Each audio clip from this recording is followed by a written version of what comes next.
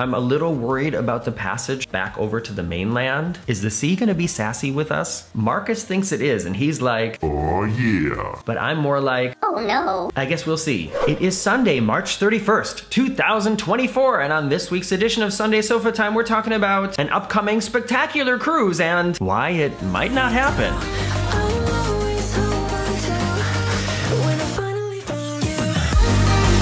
Hello everybody, I have so much I want to talk about today, including this upcoming cruise, why I'm really excited about it, and why I'm also really nervous about it. And when all that's done, I definitely want to talk more about last week's Sunday Sofa Time, where I talked about changing the style of my thumbnails after YouTube's direct suggestions to me and what's happened since then. For everybody who's new here, I'm Morgan from the Very Unofficial Travel Guides. I've been making travel videos for over 15 years of popular and not so popular tourist destinations to give you a very honest, unofficial look at what it's like to be there. And I also wrote a fun little travel book called Getting Stitches on the Cruise Ship. It's available on Amazon now, and picking up a copy is a great way to support what I do here on YouTube. And now let's talk about cruising.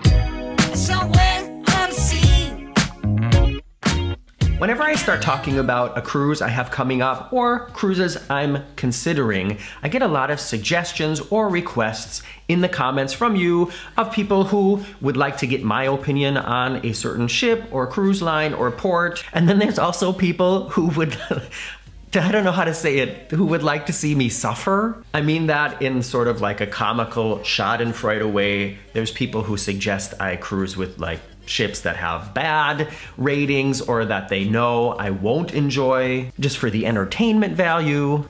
Oh, there's a squirrel on the balcony. And one of the really popular cruise destinations that I have yet to cruise to is Alaska. You know, I prefer warm weather cruise destinations, especially at this time in the spring where you don't really know what the weather's gonna be like. Today, it's like in the 40s here and rainy. Tomorrow it's supposed to be in the 70s. If you don't like the weather, just wait a couple hours. And so I think that's one reason why I haven't cruised to Alaska in the past, is you know, you think of Alaska and you think cold. I know that's not necessarily the case, but that is one reason why I have yet to cruise to Alaska. And all that being said, my next cruise is not to Alaska.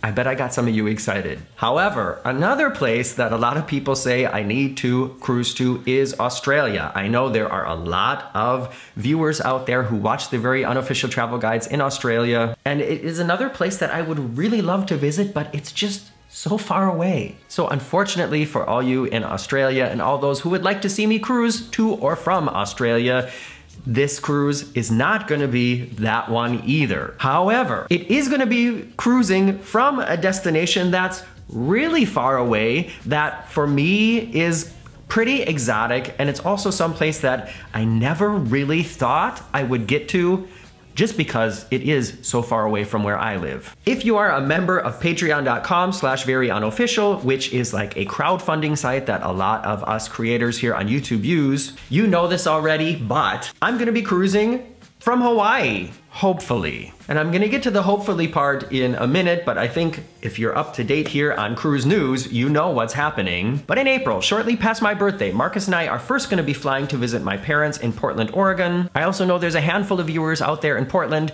and just so you know, I'm sorry, I'm not gonna have time to get together. A lot of times when I say I'm gonna be in Portland or Minnesota or Chicago or wherever, people do write to me to say, oh, you know, I live there too, can we get together? And I just want you Portland viewers out there to know that this time, definitely not. I will not have any extra time. And after the visit, we are flying over to Honolulu. And I think this is kind of the best way for people who live where I live over here in Europe to get to a place like Hawaii, is fly someplace closer, stay there for a few days, and then keep flying. We will be staying a few days there before we board the ship, which starts on April 28th and cruises to Hilo, or is it Hilo, which is the capital city of the Big Island. We are also cruising to Kauai, and I think a lot of people have heard of the Opeka Falls there. I'm sure I'm saying all these names wrong. And from there, then, we are doing a Pacific crossing, something that I have never done before, and the cruise ends then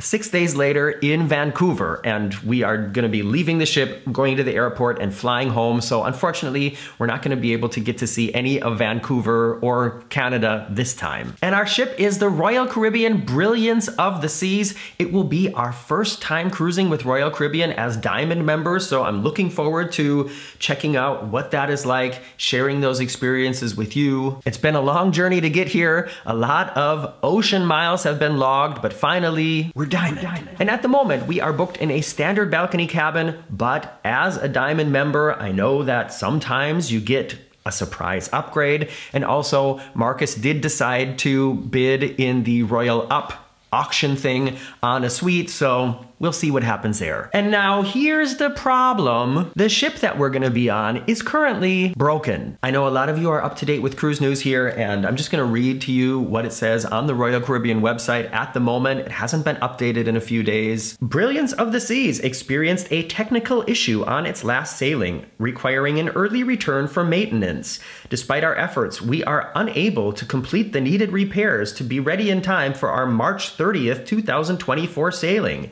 As a result, we're forced to cancel our sailing scheduled for March 30th, 2024. It goes on then to list the things that people are going to, or like how people are going to be compensated for that. If you really want to go into detail there, then pause and read it here. And as of me taping this, when I go to the Royal Caribbean website, I can't book any cruise on the Brilliance of the Seas up until the cruise before our cruise. And I'm starting to get a little nervous. Apparently the problem is with one of these propeller pods on the bottom of the ship. These are the things that pushes the ship forwards and backwards and helps it turn in the water. I know from my boat license training, which is another subject we have to talk about sometime. I should give you an update on all that. But sometimes you will have a propeller that is fixed and it pushes the water against a rudder, and the rudder is what turns the ship. The Brilliance has a different kind, which is the propellers are on turnable, movable structures,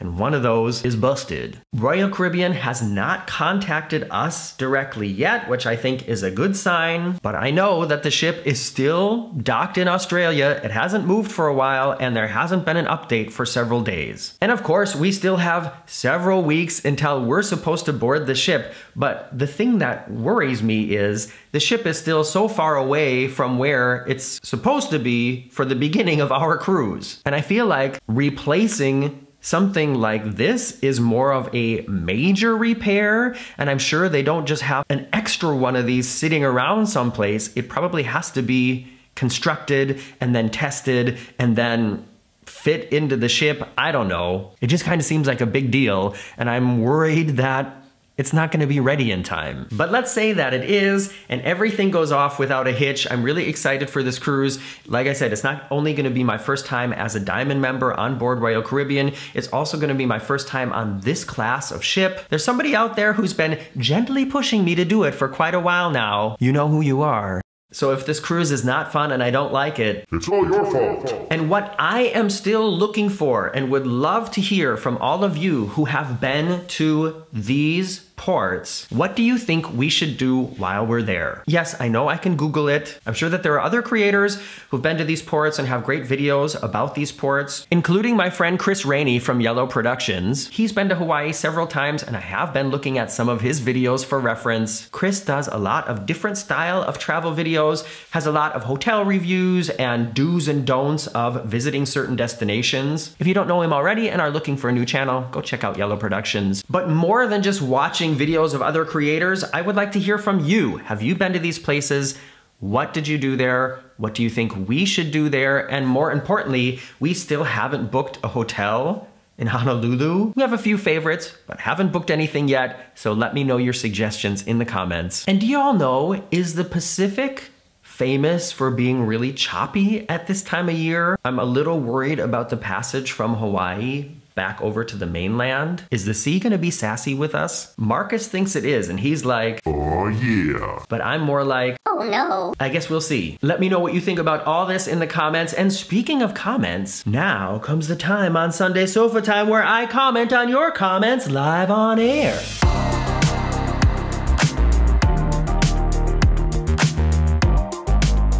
So, in last week's Sunday Sofa Time, I talked about how YouTube has been sending me suggestions of things I can do to improve and grow my channel as far as their analysis of what I've been doing and what the other channels in my category have been doing that works well. And mainly what they're trying to tell me is I need to change the style of my thumbnails. I went into a ton of detail about the analytics and the information and my history on YouTube in last week's Sunday Sofa Time. I know a lot of you have watched it, and check this out. Just in the first like 5 days it's been online, it's already gotten more new subscribers than like the last 5 videos before it. So apparently something about that video worked, I guess, but I spent a ton of time working on the hiking video from Fuerteventura where Andreas and I decided to climb up this volcano because it was there. And this is one of those situations where like I said, I really put a lot of work into this video, and for some reason, not a lot of people have watched that, and it has gained me 0 new subscribers. And I don't mean to sound arrogant, but I know this video is good and interesting, and I know that the images that I included are visually attractive. And I know that there is an audience out there who really appreciates watching people hike up a volcano. What I don't know is how can I get YouTube to show this video to more of those people? And some of the comments that I'm going to comment here on deal with that issue, being a content creator here on YouTube, because I got comments on that video from some really successful YouTubers. The first one being Tony at La Lido Loca. Have you guys ever heard of this channel? They have like 1 or 2 videos about cruising. Tony writes, "Oh, I'm always watching," and I'm so thankful for that. I'm a little surprised that YouTube is suggesting you make thumbnails like the cruise news thumbs, since your content isn't really that. I would think that Gary, Emma, and Ilana would be a more similar lane. Either way, I can speak for myself in saying I feel YouTube is good at recommending videos that people want to see. It has to, so YouTube can sell those ads to advertisers. My takeaway from that is that people tend to click on thumbs with big faces that show emotions, very readable images, and phrases that tease the story, and a title that intrigues and complements the thumb. Of course, the content should keep folks coming back. I know there will be a vocal few that says, "We don't like clicky thumbs and titles." Oh yes, I got plenty of those. But the numbers suggest that most do. I know I spend as much time, if not more time, working on thumbs and the titles and the strategy around them than making the show. Again, for me, when I describe to someone what a YouTuber is, I usually say at the core, a YouTuber is someone who figures out what an audience wants and finds a way to give it to them, both the content and the marketing of the content. It's the ultimate puzzle, really. You know I love your content and your grind, Morgan. Keep doing it, sir. Thanks again for that comment, Tony. And I agree with everything he's saying here. And sometimes it works, sometimes it doesn't. It's a puzzle, it's a mystery. And sometimes I'm just really confused and frustrated as to why I can't figure it out. Next comment is from Emma Cruises. You probably never heard of Emma, right? Emma writes, "The idea of you fighting Tony made me laugh." She's saying that because I stated very clearly in the video that I'm not attacking Tony. But what do you think, Tony? Maybe we should do it. You know, like sort of a Logan Paul or Jake Paul versus Mike Tyson SmackDown. Would you guys pay to watch me and Tony duke it out? What if it was just like a slap fest? No. Next comment is from Chris at Yellow Productions. "I think there's also a tendency for people to want to watch the worst or awful or negative things, where in our minds we'd rather be showing the best. But if what people want to see is the worst, every once in a while we need to give them what they want." Yeah, it's true. I mean, these sensational, dramatic thumbnails, just like everybody else, I get tired of them. I find them kind of annoying, but YouTube says this is what we want, so we need to do that. Next comment is from JJ Cruz, and by the way, for some reason, they got like kind of attacked in the comments to the comment. And some of the comments on their comment weren't even about them. Go back and check out the video, look in the comments, you'll see what I mean. They write, "Yay, now we can share your video whenever we get someone saying, 'Your thumbnails are so clicky,' and pray they understand." Well, good luck with that. YouTube is one unique beast that we love creating on, yet hate the negative public image needed in thumbnails to grow. What we've learned from most of our followers is ensuring our videos are purely clicky and not clickbait. Majority of our followers understand YouTube's algorithm requires some dramatic thumbnails, but won't support clickbait. This makes sense to us too. So far, we never focus on something that isn't what we are actually talking about in the video. We may lose a few here and there with clicky thumbs, but the vast majority of our followers understand and we gain even more followers. Yeah, I mean, that unfortunately seems to be the recipe for success for so many cruise and travel related YouTubers at the moment. The numbers are there. The channels are there. The evidence being sent to us directly from YouTube is there. And I just think it's so funny how many people say, "I don't like this, I don't click on these videos," but the numbers say something else. Oh, and I almost missed this comment from Ilana. She says, "You do you, Morgan. Congrats on your success, which is awesome.